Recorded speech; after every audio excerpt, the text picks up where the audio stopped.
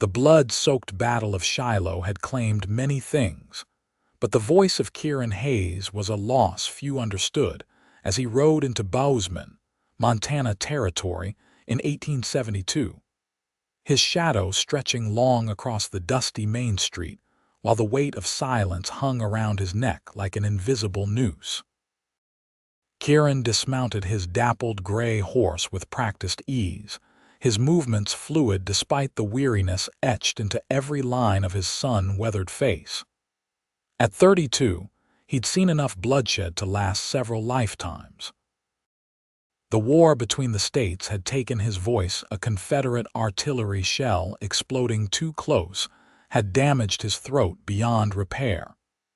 4 years had passed since then, but the inability to speak still felt like a fresh wound some days. He tied his horse to the hitching post outside the general store, calloused hands working the reins into a secure knot. Bozeman was growing quickly, positioned strategically on the trail to the Montana goldfields. The bustling settlement had the look of a place finding its footing. Buildings of varied heights and construction lined the main thoroughfare, some still smelling of fresh-cut pine. Inside the general store, Kieran nodded at the proprietor, a rotund man with mutton chops who barely glanced up from his newspaper. The cowboy moved methodically through the aisles, gathering supplies: coffee, beans, ammunition, tobacco. His saddlebags couldn't hold much, but he'd learned to travel light since leaving Texas. When he approached the counter, he placed his items down and reached for the small slate and chalk he kept in his vest pocket. His voice now. "That'll be $3.45, the shopkeeper said, eyeing the slate with curiosity. Kieran wrote quickly and turned the slate around. "Fair price." "Here's $4. Keep the change." The bell above the door jingled and a young woman entered, bringing with her the scent of lavender and fresh air. Kieran glanced over, then found himself unable to look away. She moved with purpose, her deep blue dress modest but well-fitted, chestnut hair swept up beneath a simple bonnet. What caught his attention most were her eyes, alert, intelligent, and the color of summer wheat fields. "Mr. Paulson," she greeted the shopkeeper, her voice melodic with the hint of a southern accent. "I've come for those books you ordered." "Miss Olivia." "Yes, indeed, they arrived on yesterday's stage." The shopkeeper's demeanor transformed entirely, beaming as he ducked behind the counter and produced a small stack of books tied with twine. "From back east, just as you requested." "Wonderful." Her smile illuminated her entire face. "The school children will be thrilled." Kieran caught himself staring and returned to his transaction, pocketing his change and gathering his purchases. As he turned to leave, he nearly collided with the woman Olivia. "Oh, pardon me," she said, stepping back. Her gaze moved from his face to the slate in his hand, curiosity flickering across her features. He nodded in acknowledgement, tipping his hat before moving toward the door. "Are you new to Bozeman, sir?" she called after him. Kieran paused, then turned back. With deliberate strokes, he wrote on his slate and held it up. "Just arrived. Kieran Hayes." "Olivia Zimmerman," she replied, extending her hand in a forthright manner that surprised him. "I'm the schoolteacher here." He shook her hand, noticing the calluses that spoke of work beyond teaching and the ink stains on her fingers. When their hands touched, something unexpected passed between them, a current of recognition that had nothing to do with words.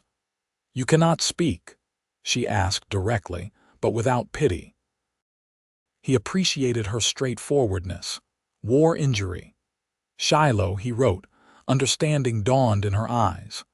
"I lost my brother at Antietam," she said quietly. They stood there a moment, two strangers connected by the shared language of loss. Then Kieran nodded again and walked out into the harsh Montana sunshine, aware that something had shifted in his carefully constructed solitude. Olivia Zimmerman watched the tall, silent cowboy leave. There was something in his eyes, a depth of emotion and intelligence that belied his inability to speak. She'd encountered many men since coming to Montana Territory 2 years ago, most of them rough-hewn and forward with their intentions, but this man's quiet dignity intrigued her. "That one's a loner," Mr. Paulson commented, breaking into her thoughts. "Came in on the stage last week, bought a horse from Walker's stable, and has been doing odd jobs around town. Barely communicates with anyone. Sometimes those with the most to say are the quietest among us," Olivia replied, gathering her books. "Thank you for these, Mr. Paulson. Please add them to the school's account." Outside, Kieran had already mounted his horse and was riding toward the edge of town. Olivia watched him go, wondering what stories lay behind the silent cowboy's weathered face. The one-room schoolhouse sat on the outskirts of Bozeman, a simple clapboard building painted white with a small bell tower.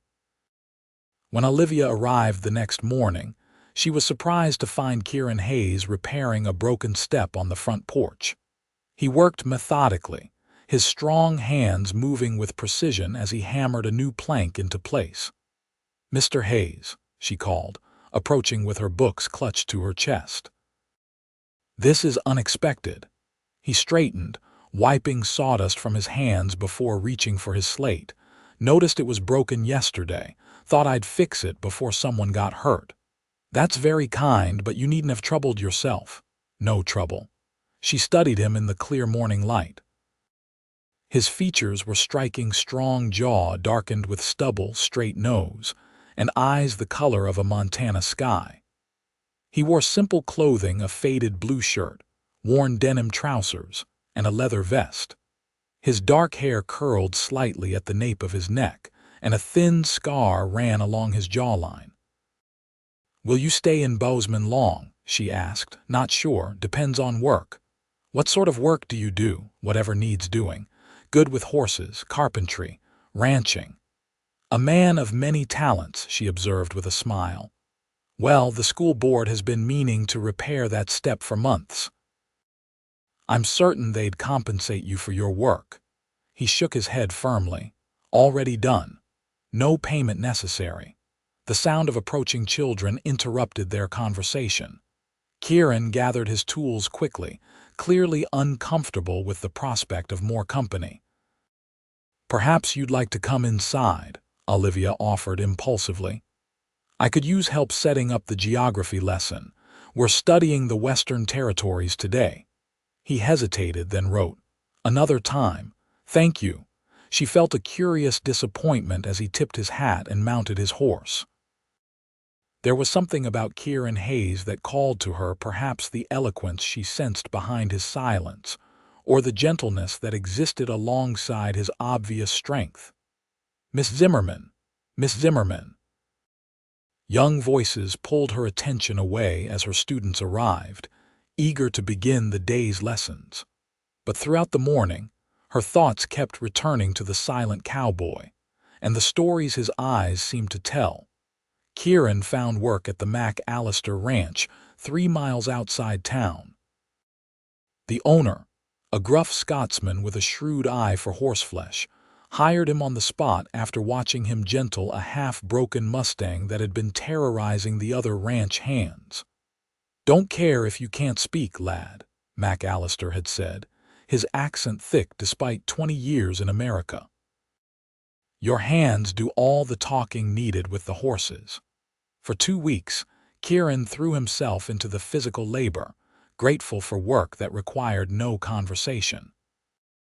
He broke horses, mended fences, and repaired outbuildings with single-minded focus, returning to his small rented room above the livery stable exhausted each night. But even as his body adapted to the grueling schedule, his mind kept returning to the schoolteacher with the wheat-colored eyes. On the 3rd Saturday after his arrival in Bozeman, Kieran rode into town for supplies. The main street was busy with weekend traffic wagons loaded with lumber, families in for trading, cowboys spending their weekly wages at the saloon. He tied his horse outside the general store and was about to enter when he spotted Olivia across the street, struggling with an armload of books. Before he could reconsider, he was crossing toward her, weaving through traffic with purpose. She looked up just as he reached her, surprise and recognition lighting her features. "Mr. Hayes, what perfect timing!" He reached out to take some of the books from her arms, raising an eyebrow in question. "These are for the school library," she explained as they walked together. The town council finally approved funding for additional books. These came all the way from Chicago. They walked side by side down the boardwalk, an unlikely pair drawing curious glances from townspeople. Kieran was acutely aware of the whispers that followed them, the mute cowboy and the educated schoolmarm. "I was just heading to the schoolhouse to drop these off," Olivia continued, seemingly unbothered by the attention. "Would you mind terribly helping me carry them there? It's quite a load for one person." Kieran nodded, adjusting his grip on the stack of books. He couldn't help noticing the titles: works of history, natural science, poetry, and literature, far more advanced than one might expect for a frontier school. "I believe in challenging my students," Olivia said, noticing his interest. "Many of them will never travel beyond Montana territory, but books can take them anywhere." At the schoolhouse, Kieran helped her arrange the books on the simple wooden shelves. The small building was meticulously organized, with maps on the walls and children's artwork displayed prominently. A pot-bellied stove stood in one corner, and rows of desks faced a larger desk at the front. "It's not much compared to Eastern schools," Olivia said, running her hand along one shelf, "but we make do. The children are eager to learn, which makes all the difference." Kieran reached for his slate. "Good teacher matters more than fancy building." She smiled at that. "A sentiment I share." She paused, studying him. "Mr. Hayes, would you consider sharing your experiences with my older students? Many of them have never met someone who fought in the war, and history becomes so much more meaningful when connected to real people." The request caught him off guard. He stared at her, his expression guarded. After a moment, he wrote, "What could I share without a voice? You have a slate, don't you?" Her eyes held his steadily. "And experience that would benefit them greatly." "Why ask me? Plenty of veterans around." "Because you observe more than you reveal, and I suspect you see things others miss." She said it simply, as though stating an obvious truth. "Also, several of my students struggle with reading and writing. Seeing someone communicate effectively that way might inspire them." Her insight unsettled him. Few people had bothered to look beyond his disability to see the man beneath. He considered her request, weighing his instinct for privacy against the earnestness of her appeal. "I'll think about it," he finally wrote. "That's all I ask." She smiled, the warmth of it reaching her eyes. "Are you attending the Founders' Day celebration next weekend? The whole town will be there." He shook his head. Large gatherings made his inability to speak all the more obvious, all the more isolating. "You should consider it," she said. "There's to be a dance in the evening, and Mrs. Henderson's apple pie alone is worth the trip." The thought of standing awkwardly on the sidelines while others conversed freely held little appeal, but something in her expression made him hesitate to refuse outright. "Perhaps," he wrote. As he prepared to leave, Olivia touched his arm lightly. "Mr. Hayes, Kieran, I'm glad you came to Bozeman." The simple statement caught him off guard. He nodded, not trusting himself to write a response that wouldn't reveal too much of his inner thoughts. As he rode back to the McAllister ranch, the warmth of her touch lingered on his arm, a sensation more unsettling than the violent thunderstorms that rolled across the Montana prairie. The week passed in a blur of ranch work and solitary evenings. By Saturday, Kieran had convinced himself to avoid the Founders' Day celebration entirely, planning instead to use the time to repair his saddle and write a long, overdue letter to his sister back in Texas.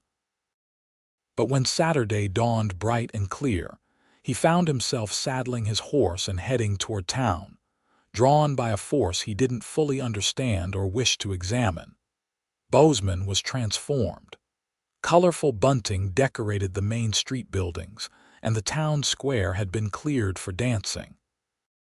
Stalls offering food, crafts, and games lined the perimeter, and a small brass band played cheerful tunes from a makeshift platform. Children darted through the crowd, their faces sticky with candy, while their parents socialized in clusters. Kieran dismounted at the edge of the festivities, immediately questioning his decision to come. Without the ability to engage in casual conversation, such gatherings only emphasized his otherness. He was about to remount when a familiar voice called his name. "Mr. Hayes, you came after all." Olivia approached, wearing a dress of soft green that complemented her eyes and brought out the golden highlights in her brown hair. She'd left it partially down today, with just the top portion pulled back, and the effect was striking. "I'm so glad," she continued, apparently untroubled by his silence. "Come, let me show you around. The Historical Society has created a fascinating display about Bozeman's founding." Before he could protest, she had linked her arm through his and was guiding him through the crowd. Kieran was acutely aware of the curious glances directed their way, but Olivia seemed completely at ease. "John Bozeman established the Bozeman Trail in 1863, she explained, leading him to a display of maps and photographs. It was meant to be a shortcut to the Montana goldfields, though it caused considerable trouble with the native tribes whose lands it crossed. They moved from display to display, Olivia filling the silence between them with historical facts and local anecdotes. Gradually, Kieran relaxed, drawn into her world of knowledge and enthusiasm. When they reached a booth selling lemonade, he purchased 2 glasses, handing one to her with a small smile. "Thank you." She sipped appreciatively. "It's perfect on such a warm day." As afternoon stretched toward evening, they sampled Mrs. Henderson's famous apple pie, which lived up to its reputation, watched a shooting competition, which Kieran declined to enter despite Olivia's encouragement, and observed the children's 3-legged race with matching grins. When the band struck up a livelier tune and couples began gathering for the dance, Kieran tensed. This was the part of social events he dreaded most, the part where his disability became a barrier impossible to ignore. Olivia must have sensed his discomfort. "Would you like to walk a bit? It's becoming rather crowded here." Relief washed through him as he nodded. They strolled away from the main celebration toward the quieter end of town, where the sounds of music and laughter faded to a distant hum. "I hope you're not finding the day too tiresome," Olivia said as they reached the edge of town. "Large gatherings can be exhausting even for those of us who talk too much." He reached for his slate. "You don't talk too much. You say things worth hearing." A faint blush colored her cheeks. "That's kind of you. Most men find opinionated women rather trying." "I'm not most men." "No," she agreed softly. "You certainly are not." They had reached a small footbridge spanning a creek that wound behind the town. The setting sun cast long shadows across the water, painting the scene in gold and amber. They stopped in the middle of the bridge, leaning against the railing to watch the play of light on water. "Have you always been in Montana territory?" Olivia asked after a comfortable silence. "No." "Texas born and raised. Worked cattle since I was 14. After the war, couldn't stay." "Too many memories," he nodded, then added, "People expect certain things. Hard to provide them without a voice." "I can imagine," she said, though they both knew she couldn't, not really. "Is that why you move around so much?" He looked at her quizzically. Mr. McAllister mentioned you've worked ranches across 4 territories in the past few years, she explained, never staying long in one place. Easier to be a stranger, fewer expectations. She considered this. But lonely too, I would think. The observation struck too close to home and Kieran didn't respond. Instead, he wrote, "What brought you to Montana? School teachers usually stay east." "After my brother died at Antietam, there wasn't much keeping me in Virginia," she said. "Our parents had already passed and the war changed everything. I had my teaching certificate and a desire to go somewhere entirely different." She smiled wryly. Montana Territory certainly qualified. Brave journey for a woman alone, perhaps, or simply necessary. She turned to face him fully. "We adapt to the circumstances life gives us, don't we, Mr. Hayes?" Her words resonated with something deep inside him. Yes, he had adapted learning to communicate without speech, to move through a world that had no patience for his limitations. But he'd never considered it brave. "Call me Kieran," he wrote impulsively. "Kieran," she repeated, his name sounding different in her voice. "Then you must call me Olivia." The music from the town square changed to a slow waltz, the notes carrying clearly through the evening air. On impulse, Kieran set his slate down on the bridge railing and offered his hand to Olivia, raising an eyebrow in silent question. Her eyes widened briefly before a smile spread across her face. "I'd be delighted." There on the footbridge, with only the setting sun and rippling creek as witnesses, Kieran Hayes danced for the first time since the war. He guided Olivia with gentle pressure from his hands, one at her waist, the other clasping hers, moving in perfect time to the distant music. They fit together naturally, her head just reaching his shoulder as they turned in slow circles on the weathered planks of the bridge. The scent of lavender from her hair filled his senses, and the warmth of her hand in his scent a current of feeling through him that he'd thought long deadened by the war and its aftermath. When the music ended, they remained standing close, neither willing to break the spell of the moment. Olivia looked up at him, her eyes reflecting the golden light of sunset, and Kieran found himself wondering what it would be like to kiss her. The thought startled him back to reality. He stepped away, reaching for his slate. "Thank you for the dance," he wrote, his hand less steady than usual. "The pleasure was mine," she replied, her voice slightly breathless. "We should return. They'll be lighting the bonfire soon." As they walked back toward town, a comfortable silence between them, Kieran realized that for the first time in years he wasn't thinking about what he couldn't say. Instead, he was focused entirely on the woman beside him, and the unexpected feeling growing in his chest, a feeling perilously close to hope. The following weeks brought a shift in Kieran's carefully constructed routine. He still worked long days at the McAllister Ranch, but he found himself riding into Bozeman more frequently, often timing his visits to coincide with the end of the school day. Sometimes he would help Olivia carry books or supplies.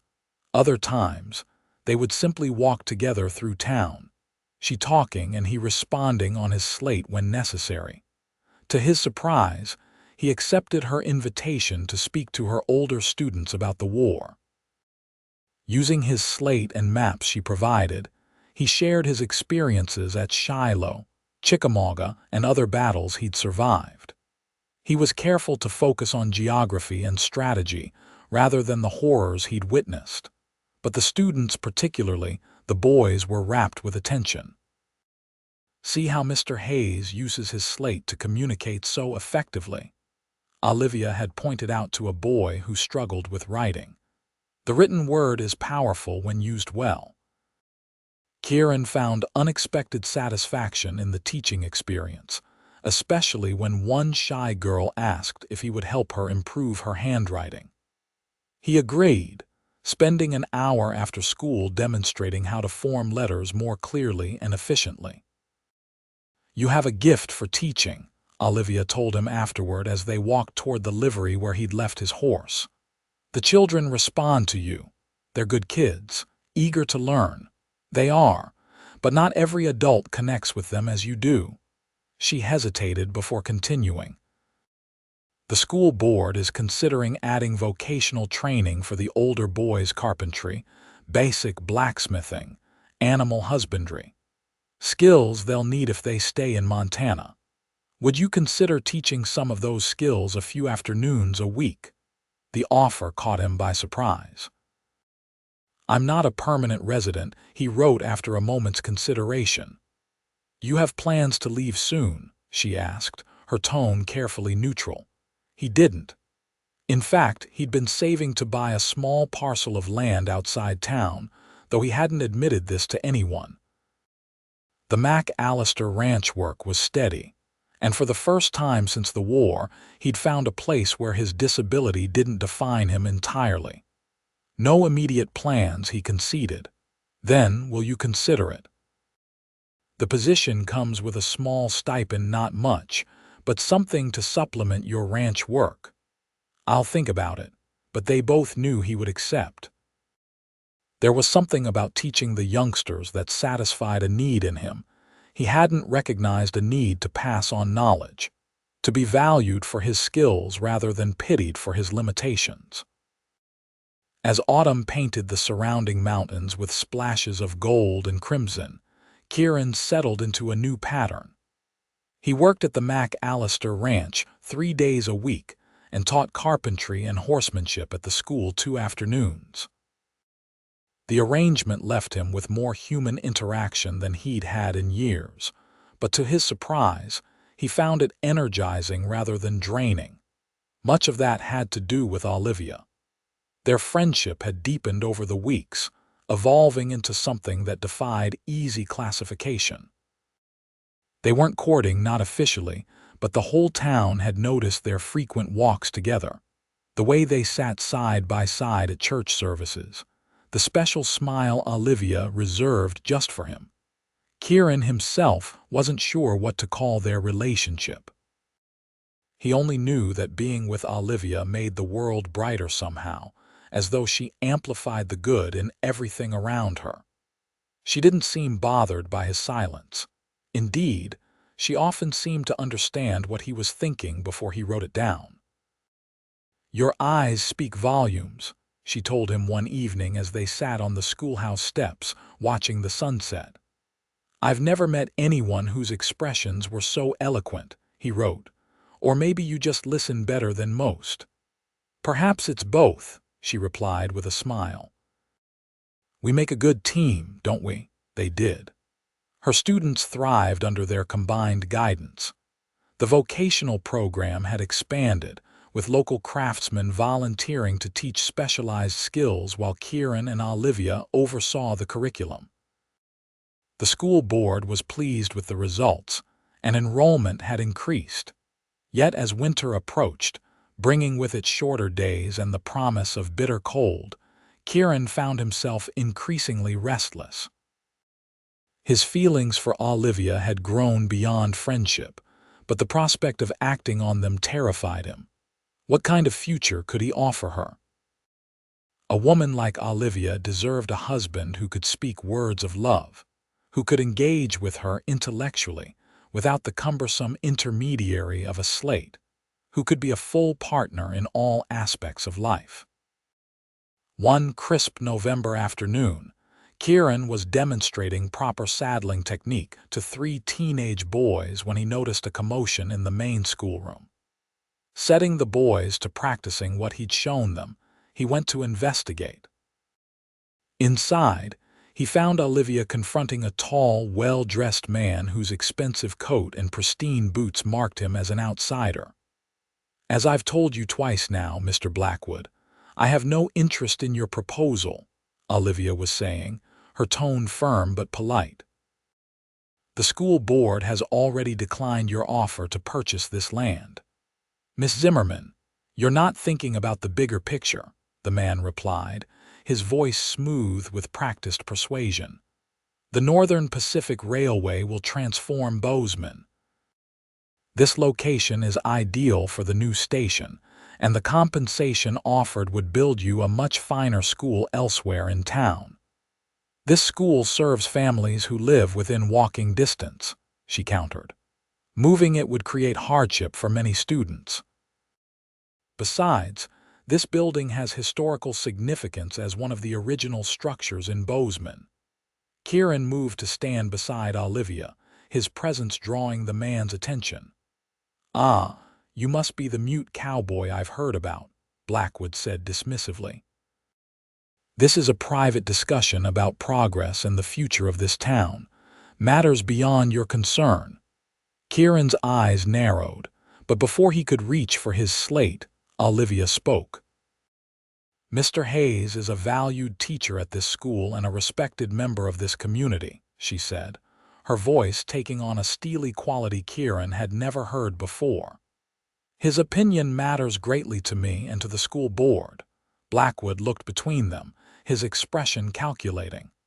"I see. Well, Miss Zimmerman, I suggest you reconsider. The railway will come through Bozeman with or without your cooperation. Those who stand in the way of progress often find themselves overlooked when the benefits are distributed." The implied threat hung in the air. Kieran stepped forward, positioning himself slightly in front of Olivia, his stance unmistakably protective. "Mr. Blackwood, I believe our discussion is concluded," Olivia said firmly. "Please direct any further communications to the school board chairman, Mr. Anderson." After the railroad representative departed, Olivia sank into her chair, visibly drained. "That's the third time he's come, each visit more insistent than the last." Kieran wrote quickly, "Is he dangerous?" "I don't think so, just persistent and used to getting his way." She sighed. "The railway would be good for Bozeman in many ways, but not at the expense of displacing half our students. The town supports you. The school board does, yes, but Blackwood has been meeting with business owners, promising increased commerce. He's quite persuasive." Kieran frowned, concerned by the worry lines creasing her forehead. "I'll walk you home today." "Thank you, but there's no need. He's just a businessman making empty threats. Still, I'd feel better." She studied him for a moment, then nodded. "Very well, I'd welcome the company." As they walked to the small house Olivia rented from the widow Carson, Kieran found himself watching for Blackwood, scanning the streets with the heightened awareness he'd developed during the war. Something about the man's demeanor had triggered his instincts for danger. "You're very quiet today, even for you," Olivia observed as they reached her front porch. He smiled faintly at her attempt at humor, then wrote, "Be careful around Blackwood. Men like him don't take rejection well." "I can handle men like Edgar Blackwood," she assured him. "But I appreciate your concern." She hesitated, then added softly, "I appreciate you, Kieran." The simple statement stirred something in his chest. On impulse, he took her hand and raised it to his lips, pressing a gentle kiss to her knuckles before releasing it. Her eyes widened slightly, color rising in her cheeks. For a moment they stood frozen, the air between them charged with unspoken feelings. "Would you like to come in for tea?" she asked, her voice slightly unsteady.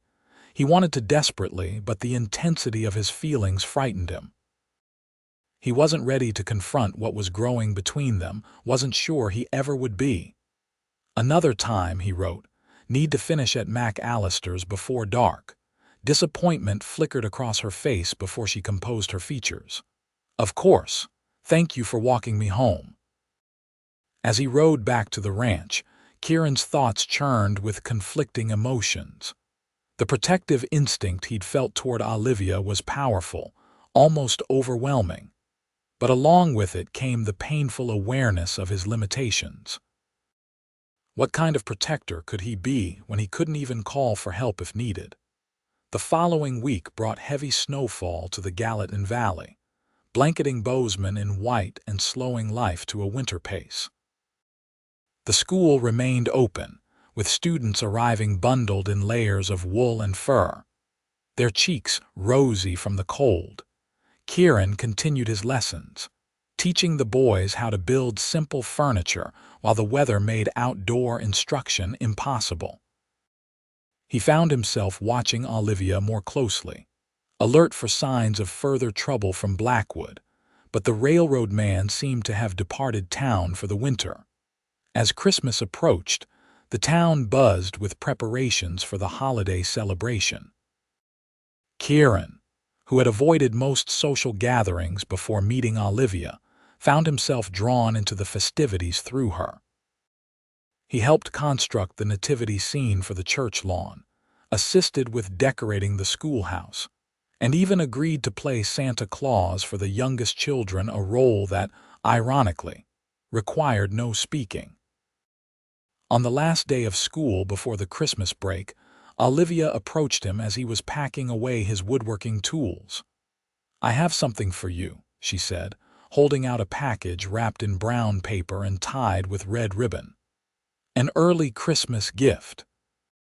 I thought perhaps you might open it now, while we're alone." Surprised and touched, Kieran accepted the package, feeling its substantial weight. He untied the ribbon carefully and unwrapped the paper to reveal a beautiful leather-bound journal with his initials embossed on the cover. Inside, the pages were lined, perfect for writing. "I thought you might prefer this to your slate sometimes," Olivia explained. "For longer thoughts or private reflections, the binding is designed to lay flat when open, which seemed practical." The thoughtfulness of the gift moved him deeply. He'd been using the same small slate for years, erasing and rewriting countless times. The idea of preserving his thoughts, of writing without the constant erasure, was more meaningful than she could know. Setting the journal aside carefully, he reached for his slate. "Thank you. It's perfect." Then, after a moment's hesitation, he added, "I have something for you too, not here. Would you walk with me? Now it's nearly dark. Not far. Please." Curious, she agreed, donning her heavy coat and scarf. Kieran led her to the livery stable where he kept his horse and personal belongings. From a locked trunk, he withdrew a small wooden box. "I made this," he wrote before handing it to her. Olivia opened the box to reveal an intricately carved wooden writing slope, a portable desk that could open to reveal storage space for paper, ink, and pens. The walnut wood was polished to a warm glow, and the surface was inlaid with a delicate border of lighter maple. "Kieran," she breathed, running her fingers over the smooth wood. "This is exquisite. You made this yourself," he nodded, watching her face anxiously. He'd spent weeks on it, working late into the night by lamplight, wanting every detail to be perfect. "It's the most beautiful gift I've ever received," she said, her eyes shining with genuine appreciation. "Thank you." Their eyes met, and in that moment, something shifted between them. The carefully maintained boundary of friendship began to dissolve, replaced by a current of feeling neither could deny. Slowly, giving her every chance to step away, Kieran leaned down. When she didn't move, he closed the distance between them, pressing his lips gently against hers. The kiss was hesitant at first, then deeper as Olivia responded, her free hand coming up to rest against his chest. In that moment, no words spoken or written were necessary. The connection between them transcended language, speaking directly from heart to heart. When they finally broke apart, Olivia's cheeks were flushed, her eyes bright. "I've been hoping you would do that," she admitted softly. He smiled, a rare, full smile that transformed his usually serious face, and wrote, "Took me long enough." She laughed, the sound like music in the quiet stable. "We have time to make up for it." But as she spoke the words, doubt crept back into Kieran's mind. Did they have time? Could he offer her the future she deserved? The questions shadowed his expression, and Olivia, perceptive as always, noticed the change. "What is it?" she asked gently. "You deserve more than half a man," he wrote, the words painful but necessary. Her expression shifted from confusion to understanding, then to determination. "Is that how you see yourself? As half a man?" He nodded reluctantly. "Then you're wrong," she said firmly. "Your voice is only one small part of who you are, Kieran Hayes. You communicate more clearly without words than most men do with flowery speeches. It's not just about communication. It's about being able to protect you, to provide for you properly. Protect me. You already do that every day. And as for providing, you're skilled, hardworking, and respected in this community. What more could I ask? Children need a father who can speak to them, who can tell them stories, teach them to talk. Children need a father who loves them, who shows them how to be good people by example," she countered, "which you do every day with my students." Her unwavering faith in him was humbling. Still, the doubts lingered. "I need time to think," he wrote finally. "Of course," she said, though disappointment was clear in her eyes. "Take all the time you need." That night, alone in his room above the livery, Kieran opened the journal Olivia had given him and began to write. He poured out his fears, his hopes, his feelings for her, filling page after page with words he couldn't speak. Writing had always been functional for him, a necessary alternative to speech, but that night it became something more. A release, a clarification, a way to understand his own heart. As dawn broke over the snow-covered mountains, Kieran came to a decision. He would offer Olivia everything he had, limited though it might be, and let her choose whether it was enough. But life, as it often does, had other plans. The Christmas Eve celebration at the town hall was in full swing when the first shouts of fire cut through the festive atmosphere. Smoke was visible rising from the direction of the school, black against the star-filled sky. The town mobilized instantly. Men grabbed buckets and axes, while women organized the children and elderly into safety. Kieran ran with the first group of volunteers, his heart pounding with dread as they rounded the corner to see flames licking up the side of the beloved schoolhouse. The fire had clearly started at the rear of the building and was spreading quickly. The men formed a bucket line from the nearby creek, passing water from hand to hand, but the bitter cold had frozen much of the creek, slowing their efforts. Kieran worked tirelessly, his face streaked with soot as he helped direct the firefighting efforts. Sheriff Davis organized men to cut a fire break, ensuring the flames wouldn't spread to neighboring buildings. Others worked to retrieve what they could from the schoolhouse books, records, the precious globe Olivia had ordered from Chicago. It was nearly dawn before the fire was fully extinguished, leaving the schoolhouse a smoldering ruin. Exhausted townspeople gathered around, surveying the damage with dismay. "It wasn't accidental," Sheriff Davis announced grimly, holding up a broken lantern. "This was deliberately placed against the back wall, where the wind would drive the flames through the building." A murmur of anger and disbelief rippled through the crowd. Who would target the school? And why on Christmas Eve when the building was empty, Mr. Hayes? Kieran turned to find Widow Carson pushing through the crowd toward him, her expression tight with worry. "Have you seen Miss Zimmerman?" She left the celebration early, saying she needed to retrieve something from the school for tomorrow's Christmas program. That was hours ago. Cold fear gripped Kieran's heart. He scanned the gathered faces desperately, looking for Olivia's familiar features among them. When he didn't see her, he grabbed the sheriff's arm, his eyes wild with panic. "Olivia Zimmerman?" the sheriff asked, understanding immediately. "She wasn't at the celebration," Widow Carson repeated what she'd told Kieran. The sheriff's face darkened. "Search the area," he ordered. "Miss Zimmerman may be injured." Kieran was already moving, circling the ruined building, looking for any sign of Olivia. Had she arrived before the fire started? Had she been trapped inside? The thought was too terrible to contemplate. As the first light of Christmas morning illuminated the scene, one of the searchers called out from the creek bank. "Tracks here, leading away from the school."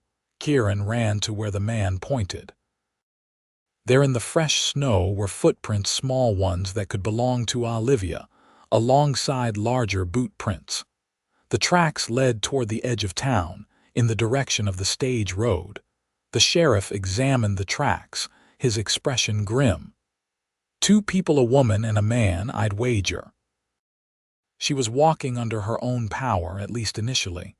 But here, he pointed to a disturbed area of snow, there was a struggle, and from this point on it looks like he carried her. The implications were clear. Olivia had been abducted. Who would do such a thing? Widow Carson asked, her voice trembling. Kieran knew. With sudden certainty he knew. He grabbed his slate and wrote quickly. Blackwood, the railroad man, threatened her over school location. The sheriff's eyes narrowed. Edgar Blackwood. He's been staying at the hotel in Virginia City, trying to secure land for the Northern Pacific. You think he'd go this far over a piece of property? Check the hotel. See if he's there now.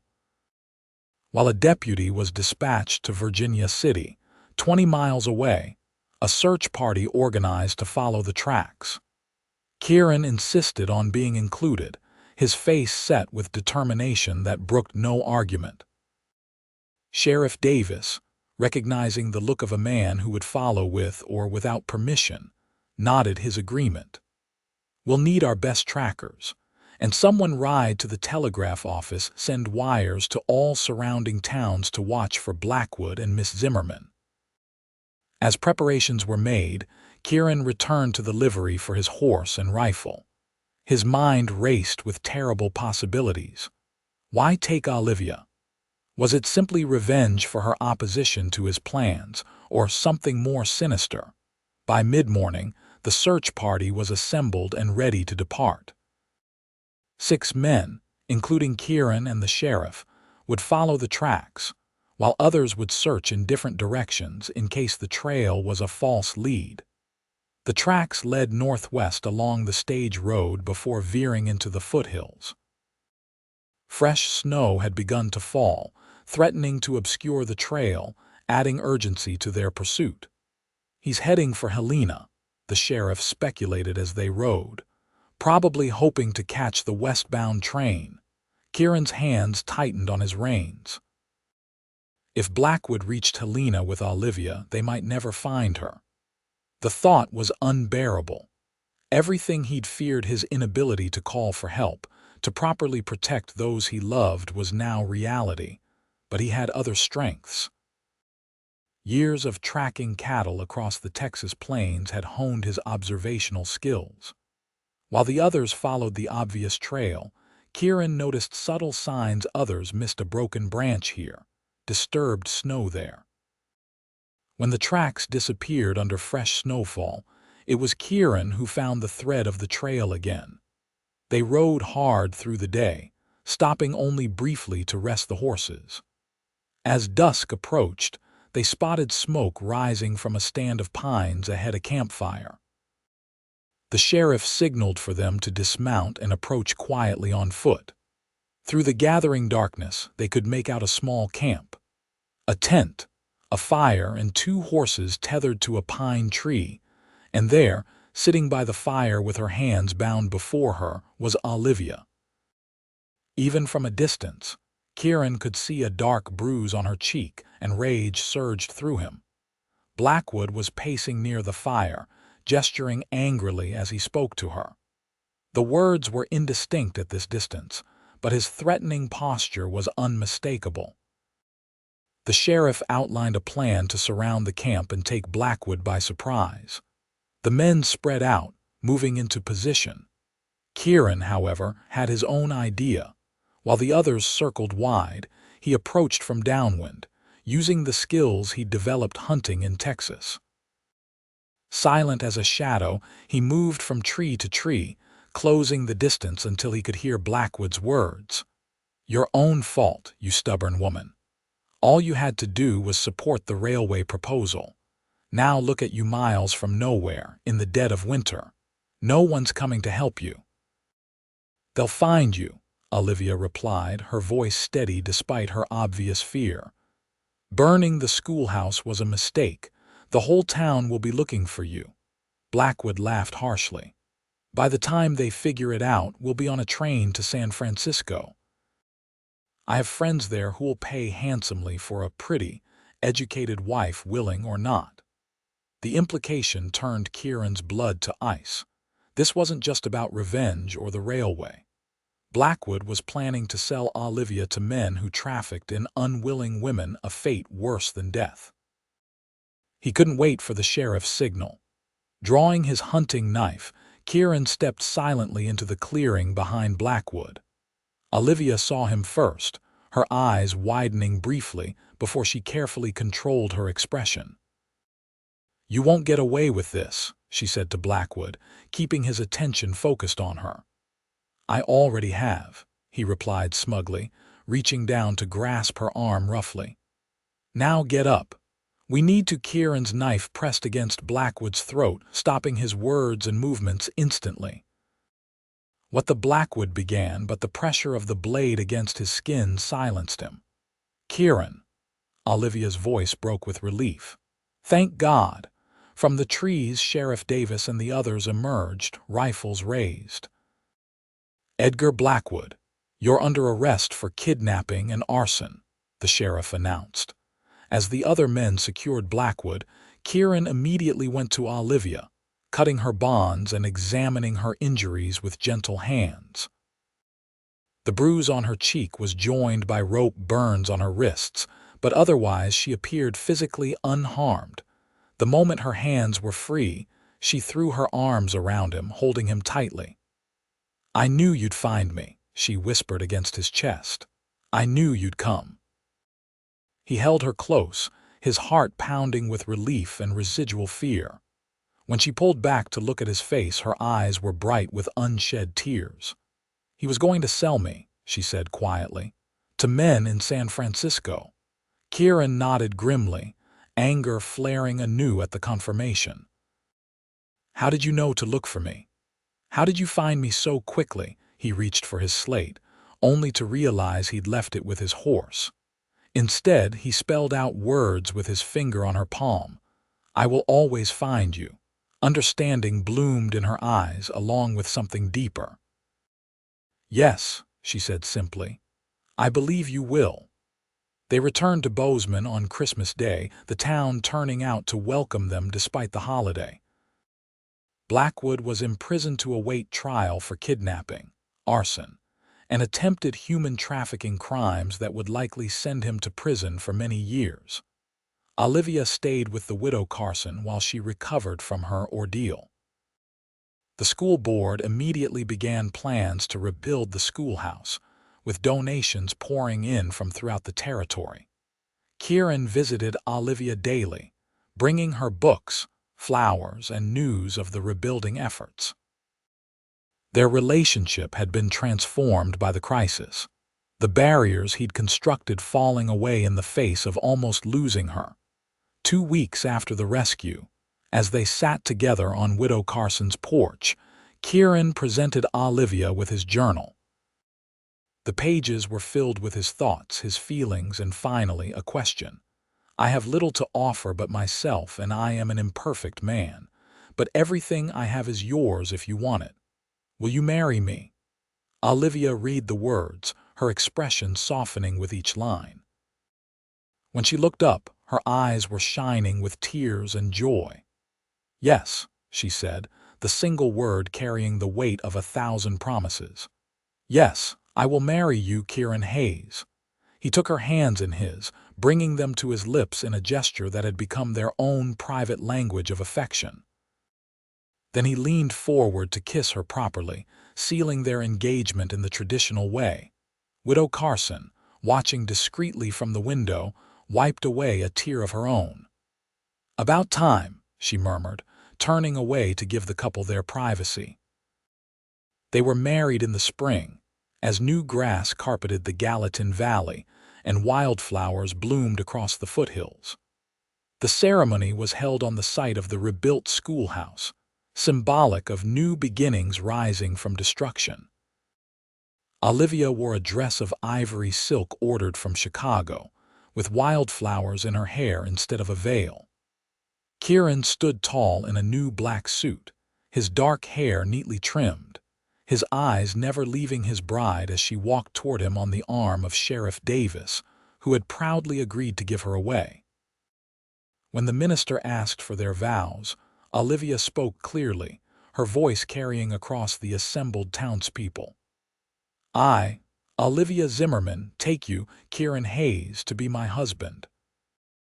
I promise to love you, honor you, and cherish you, in sickness and in health, in plenty and in want, from this day forward, until death parts us. For Kieran's vows, the minister had worked with him to create a special moment.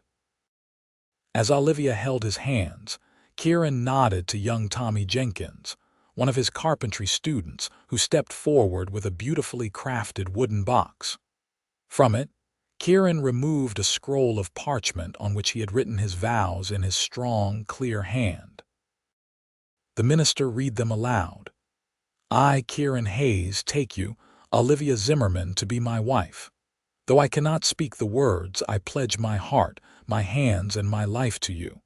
I will protect you, provide for you, and cherish you all the days of our lives. What I cannot say with my voice, I will show you with my actions, writing my love for you in every deed, every day, until death parts us. There wasn't a dry eye in the gathering as they exchanged rings, simple gold bands that symbolized their unbroken commitment. By the power vested in me, I now pronounce you husband and wife, the minister declared. You may kiss your bride. Kieran didn't hesitate, drawing Olivia into his arms and kissing her with all the love and promise he couldn't express in words. The crowd erupted in cheers and applause, celebrating not just a marriage but a testament to love that transcended conventional boundaries. The couple made their home in a small house Kieran had built on land he purchased outside town, close enough for Olivia to continue teaching, and for him to work both at the school and at nearby ranches. The house was simple but well crafted, with special touches that reflected their shared life. Bookshelves built into every available wall, a writing desk by the window for Olivia, and a woodworking shop attached to the back for Kieran. In the years that followed, they developed their own unique language of love. Kieran learned to sign, taught by a deaf traveler passing through Bozeman, giving him another way to communicate when writing wasn't practical. Olivia became so attuned to his expressions and gestures that she often knew what he wanted to say before he signed or wrote it. You've always been able to read my heart, he wrote to her on their first anniversary. It's as if you hear the words I cannot say. Perhaps I do, she replied, taking his hand and placing it over her heart. Perhaps love gives us ears beyond the physical. Their family grew with the adoption of 10-year-old Samuel, whose parents had died of influenza, leaving him alone and in the care of an aging grandmother who could no longer manage. The boy, serious and quiet like Kieran, blossomed under their care, eventually following in Olivia's footsteps to become a teacher. When Olivia discovered she was expecting a child of their own in their 3rd year of marriage, Kieran's joy knew no bounds. He spent months crafting a cradle from the finest maple, carving it with images of Montana wildlife, and lining it with the softest wool from Mac Allister's prize sheep.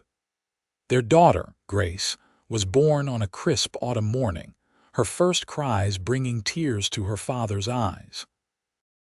Though Kieran couldn't sing lullabies, he would hold his daughter for hours, rocking her gently while Olivia read aloud, filling the house with words and stories.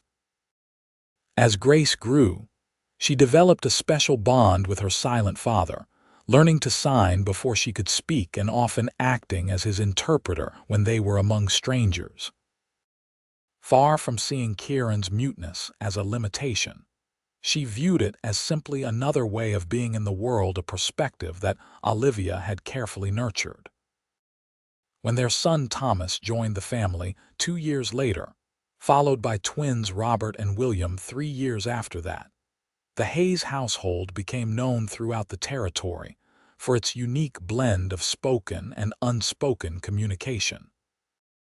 Visitors often remarked on the harmony of the household, how Olivia seemed to know what Kieran needed before he indicated it, how the children moved seamlessly between speaking and signing, and how love expressed itself in 1,000 silent ways.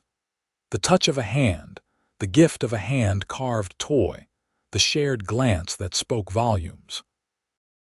The schoolhouse in Bozeman flourished under their joint guidance.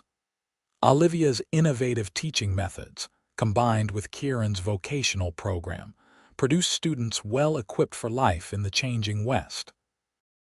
As the Northern Pacific Railway eventually did come through the region, though along a different route than originally planned, Bozeman grew from a frontier settlement into a proper town, and the Hayes family grew along with it.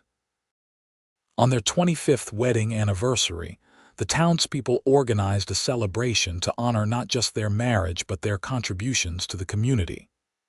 The new town hall, built in part by Kieran and his former students, was decorated with wildflowers reminiscent of their wedding day. During the festivities, Samuel, now a respected teacher himself, presented them with a leather-bound book. Inside were letters from dozens of their former students, each describing how the Hayes family had impacted their lives. One letter in particular moved them both to tears. It was from Tommy Jenkins, the boy who had held Kieran's vows at their wedding, now a successful carpenter in Helena. "Mr. Hayes taught me that a man's worth is measured not by what he says, but by what he does," Tommy had written. "He showed me that limitations are only barriers if we allow them to be. Because of his example, I learned to work through my reading difficulties rather than giving up. And Mrs. Hayes taught me that patience and perseverance can overcome almost any obstacle." Together, they demonstrated that love doesn't always need words to be perfectly understood. That night, as they sat on the porch of their home watching the sunset paint the mountains in gold and purple, Kieran took Olivia's hand and spelled into her palm, as he had done on the day he rescued her, "Thank you for seeing me when I was invisible." She turned to him, the lines of age on her face only enhancing her beauty in his eyes. "You were never invisible to me, Kieran.